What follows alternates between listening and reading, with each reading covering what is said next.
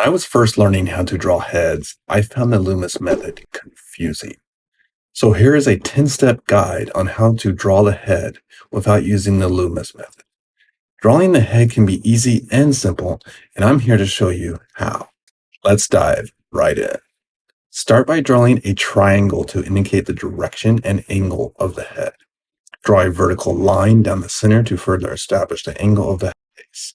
Now, draw a horizontal line halfway between the top of the head and the chin. Round out the head shape to look more like a head. Sketch the outline of the eyes with simple ovals on the horizontal line.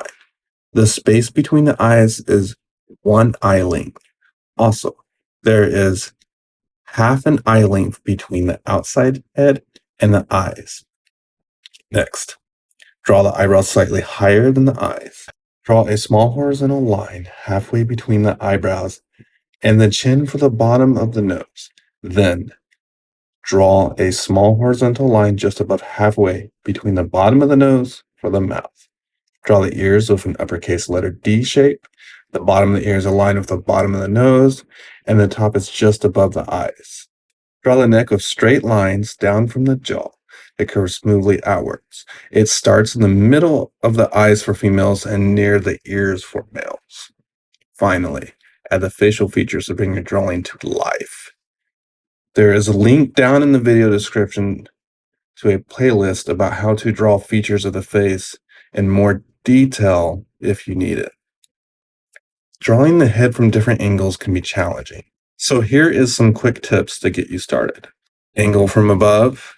The length of the face is shorter and the jawline is sharper. The forehead will appear bigger. Curve the eyeline down.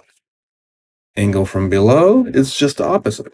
The forehead will be shorter and the chin will appear wider. You can usually see the bottom of the chin. Curve the eyeline upwards.